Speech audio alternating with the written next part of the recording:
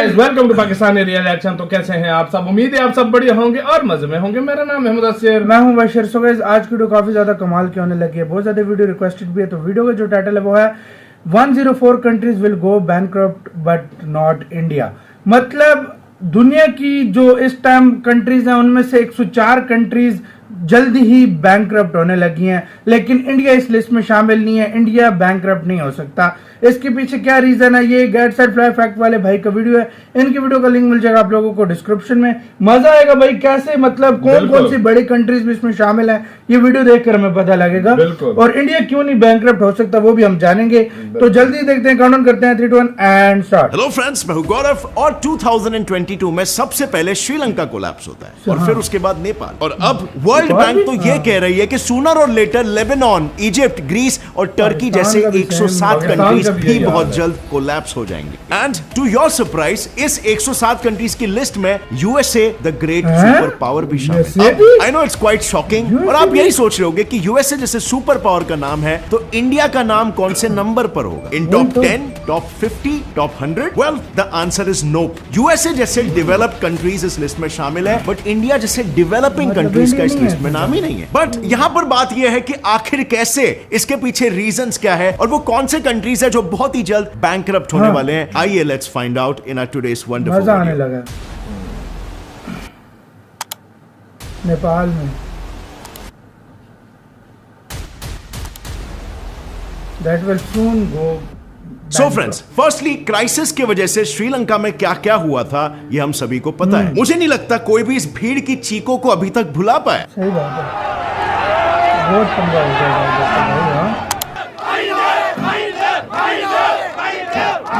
और ना ही कोई इस बात को भूलेगा कि क्राइसिस की वजह से लंका ना सिर्फ एक बार फिर से जली थी एंड एट लास्ट वो डूब गई। बट आपको क्या लगता है श्रीलंका एक ऐसा देश है जो इस साल ये सब सह रहा है? वेल, बिल्कुल भी नहीं। Egypt, Tunisia, Lebanon, Argentina, El Salvador, Peru, Ghana, Kenya, Ethiopia, South Africa जैसे 107 कंट्रीज बिल्कुल श्रीलंका की तरह इस लिस्ट में शामिल है। और अगर आपको मेरी बातों पर थोड़ा सा भी डाउट हो रहा है ना, तो आप खुद लैटिन अमेरिकन कंट्री पेरू में फूड एंड फ्यूल क्राइसिस की प्रोटेस्ट की वजह से जल रही इस आग को देख लो, या वहां पर प्रोटेस्टर्स की पुलिस के साथ हो रही ये लड़ाइयां को देख लो। अर्जेंटीना में food, fuel and financial crisis की वजह से लार्ज स्केल पर लोग सड़कों पर उतर आए हैं। और साउथ अफ्रीका का बढ़ता डेट ग्राफ और 30 सालों में पहली बार केनिया में जीडीपी ग्रोथ का नेगेटिव आना, ये सब क्या इंसिनुएट कर रहा है? करेक्ट, अनफॉर्चुनेटली बहुत सारी कंट्रियां सूनर और लेटर बैंकरप्सी के मार्ग पर चल रही है। और वर्ल्ड बैंक और यूएन द्वारा किया हुआ ये प्रेडिक्शन का क्या कि आधे से ज्यादा वर्ल्ड क्राइसिस की वजह से डूब जाएगा। But friends, now I am very sure कि यू आर वेरी क्यूरियस कि आखिर इतने सारे क्राइसिस अचानक से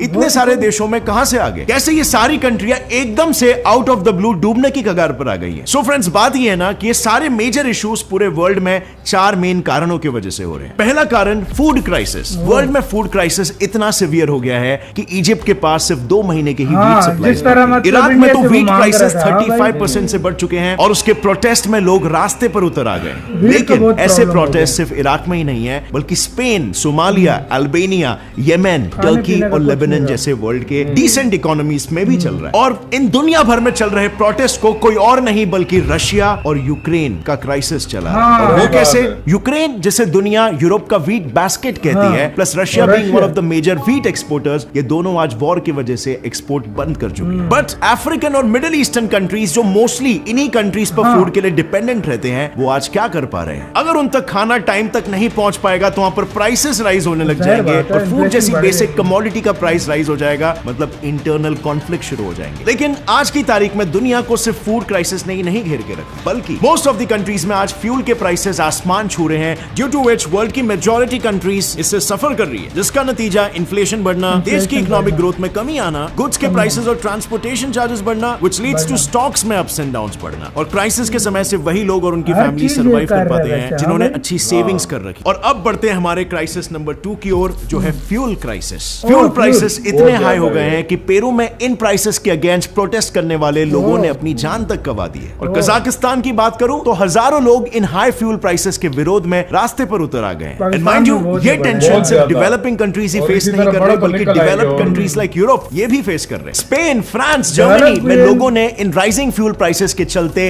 रास्तों पर वायलेंट प्रोटेस्ट करना भी शुरू कर दिया है। और इन वायलेंट प्रोटेस्ट की वजह भी बिल्कुल सिंपल है, द कोविड-19 पैंडेमिक। कोविड के आने से वर्ल्ड में ऑयल की सप्लाई चेन डिस्टर्ब हो गई और सप्लाई चेन डिस्टर्ब होने से फ्यूल प्राइसेस राइज होने लगे। और प्लस इस बनी बनाई केक में चेरी लगाने का काम किया रशिया यूक्रेन वॉर ने। वॉर की वजह से रशिया से फ्यूल का ट्रेड रुक गया और वर्ल्ड एकदम से फ्यूल क्राइसिस में चला गया। अब जाहिर सी बात है, फ्यूल के प्राइसेस बढ़ने से कंट्रीज की डिमांड थोड़ी ना कम हो, वो तो उतनी ही रहेगी। प्लस क्राइसिस में कंट्रीज के फॉरेन रिजर्व्स भी खत्म हो रहे हैं और अगर उन्होंने हाई प्राइसेस पर फ्यूल को खरीदा तो फॉरेन रिजर्व्स और डिप्लीट होंगे और उससे बचने के लिए ही तो कंट्रीज डेट उठा रहे, which is leading to our next crisis number 3, debt issues. अब फ्रेंड्स, सबसे पहले तो आप इस वर्ल्ड मैप को देखिए। यहां पर दिख रहे सारे रेड मार्क्स ये दर्शा रहे हैं कि 148 में से 135 कंट्रीज हेवी डेट्स के शिकार बन चुके हैं और इन 135 कंट्रीज में से तो 39 कंट्रीज ऐसी है जो पैंडेमिक के बाद से 3 टाइम्स से ज्यादा डेट में गिर चुके हैं। And on top of that, उनमें से आधे से ज्यादा तो 20 कंट्रीज के इंटरनेशनल ग्रुपिंग G20 के डेट रिलीफ फंड और मेजर्स से भी एक्सक्लूड हो चुके हैं, जो देखते हुए यही लगता है कि वो शायद अपना डेट कभी भी क्लियर नहीं कर पाएंगे। एंड इन फैक्ट यही सेम स्टेटमेंट वर्ल्ड बैंक का भी है। उन्होंने कहा these countries will not be able to pay their debts in the coming months. Like अब टुनिशिया का ही एग्जांपल ले लो। कोविड-19 की वजह से उनकी इकोनॉमी पूरी डूब गई और उसी की वजह से टुनिशिया में आज इन्फ्लेशन आसमान छू रहा है और 2021 तक उनका फॉरेन डेट उनके जीडीपी का 100% बन चुका है, यानी कि उनके रेवेन्यू के बराबर उनका एक्सपेंडिचर हो चुका है। यानी कि आसान भाषा में जीरो अर्निंग्स, और जीरो अर्निंग्स का मतलब होता है नो सेविंग्स, जिसका मतलब कंट्री की इकोनॉमी अब स्टैग्नेंट हो चुकी है और इसीलिए वहां पर डेवलपमेंट दिखना नामुमकिन हो चुका है। एंड नॉट जस्ट टुनिशिया, जैसे कि मैंने कहा था, पूरा वर्ल्ड सूनर और लेटर साथ में डूब रहा है। और फाइनली इन तीनों क्राइसिस की वजह से जो सबसे बड़ा प्रॉब्लम या यूं कहूं तो क्राइसिस खड़ा हो रहा है, वो है हमारा क्राइसिस नंबर 4,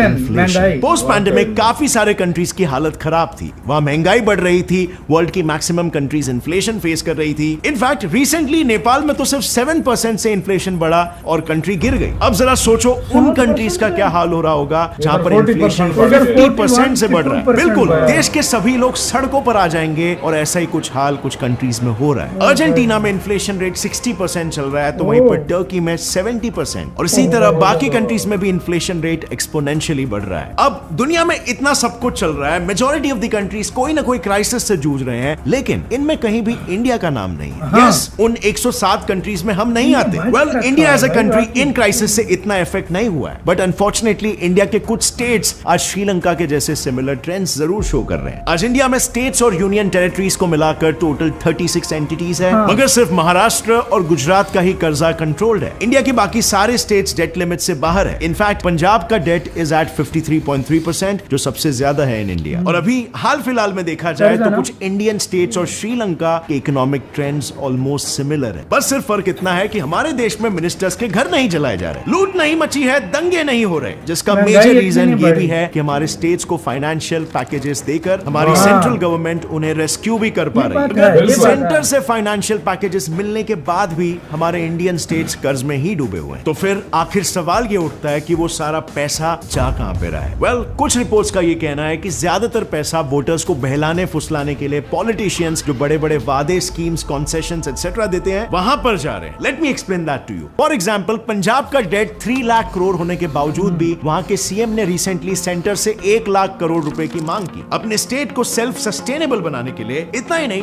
राजस्थान के सीएम ने डिस्काउंट इलेक्ट्रिसिटी के साथ साथ ही ये सारी चीजें भी ऑफर की है। मगर इन कर्ज में डूबे हुए स्टेट्स के लिए इतने एम्बिशियस प्रोजेक्ट्स को हाथ में लेना इन्हीं के लिए लॉन्ग टर्म में अनसस्टेनेबल हो जाता है। नाउ इसे गलत टैंजेंट में मत लेना। इंडिया एक रैपिडली डेवलपिंग कंट्री है, हमें वेलफेयर की जरूरत है, मगर इस वेलफेयर का इस्तेमाल तब करना जब इलेक्शंस नजदीक आ रहे हैं, क्या वो सही है? Well, I don't think so. Ideal सरकार कभी भी चीजें फ्री में नहीं बांटती, वो अपने लोगों को सक्षम बनाती है। बट फिर भी ये चीजें हो रही। अब हमारा सेंटर तो स्टेट्स को ऐसे सफर करने नहीं दे सकता, और इसीलिए सफरिंग को कम करने के लिए अगर सेंटर हर बार रेस्क्यू करने के लिए ह्यूज फाइनेंशियल पैकेजेस प्रोवाइड करेगा, तो जल्दी ही इसका इफेक्ट नेशनल लेवल पर दिखने लगेगा। बट अगर on the other hand centre financial packages provide नहीं करेगा, तो धीरे धीरे स्टेट्स और भी ज्यादा डेट में चले जाएंगे और उसके भी इफेक्ट नेशनल लेवल पर दिखने लगेंगे। और जैसे कि अर्नेस्ट manage हेमिंग्वे कर ने रहे कहा हैं। था बैंक्रप्सी के केस में, it happens gradually and then suddenly. ऐसी चीजें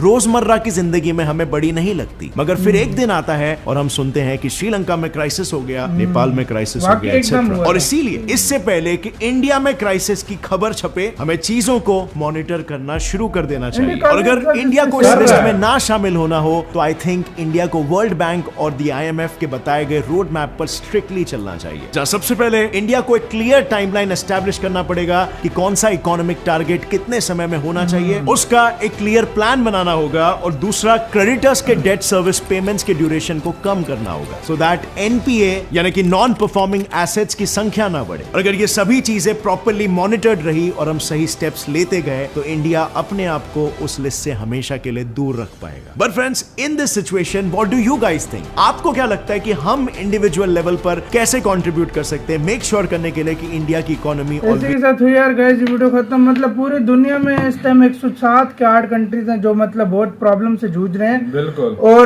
जल्दी बैंकक्रप्ट होंगे, लेकिन इंडिया का ये मामले में नहीं है, क्योंकि इंडिया यार मतलब मैनेज कर रहा है। जितनी बड़ी पॉपुलेशन है, अगर और स्टेटों की सोचो, ये जो बैंकक्रप्ट हो रहे थे, मतलब इनकी इतनी बड़ी पॉपुलेशन होती तो ये अभी तक ये तो बैंकक्रप्ट हुए country होते। के हिसाब से ना, हाँ, देखो लेकिन country इंडिया ने मैनेज संभाल कर रहा रहा है। है। देखो इंडिया इंडिया आपने- फॉरेक्स रिजर्व हाँ, बढ़ रहा है, एक्सपोर्ट बढ़ रही है, लोगों को रोजगार मिल रहा है, अलग-अलग स्कीम्स आ रही हैं। हाँ। दूसरी बात ये है कि यार इंडियन जो है ना फॉरेन इन्वेस्टमेंट भी बहुत ज्यादा आ रही है। दूसरी बात ये है कि इंडिया इस वजह से भी नहीं हो सकता कि इंडियंस मेरे ख्याल से करोड़ों में पूरी दुनिया में हाँ। फैले हुए हैं। वो अपना वो पैसा मतलब भेज रहे हैं पैसा इधर, भेजते हैं, वो भेज अलग रहे हैं, तो लेवल इस का वजह होता से है। भी इंडिया का जो और है ना भाई ये मैं है। दूसरी बात आपको बताता हूँ कि क्या सीन है भाई।